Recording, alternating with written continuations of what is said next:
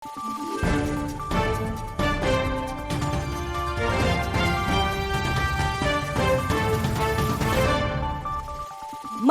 araw, Pilipinas! Ito ang Valiente News hatid sa inyo ng Office of the Vice President.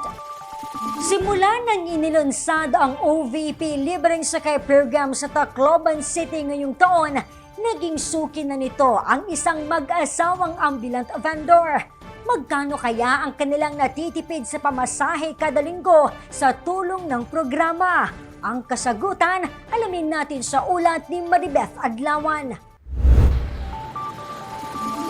Hindi lamang mga estudyante at empleyado ang naserbisyohan ng OVP Libreng Sakay Bus sa Tacloban City. Ngunit maging ang mga senior citizen.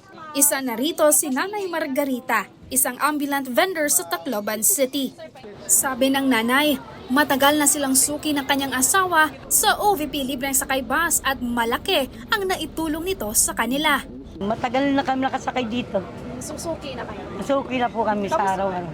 Nakakatipid kami. Yung pambili, yung pamasahe, yung pambili namin, tinapay, ulam, bigas.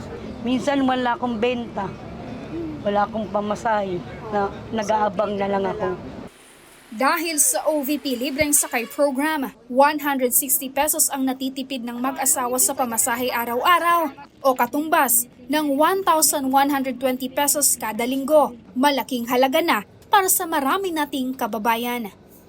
Nagpapasalamat po kami kay Vice President Sara Duterte.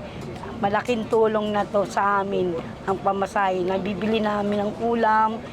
Ang OVP Libreng Sakay ay isa lamang sa maraming programa ng tanggapan ng Pangalawang Pangulo para sa milyong-milyong Pilipino. Mula dito sa Tacloban City, ako si Maribeth Adlawan, lahat para sa Diyos, bayan at pamilyang Pilipino. Valiente News.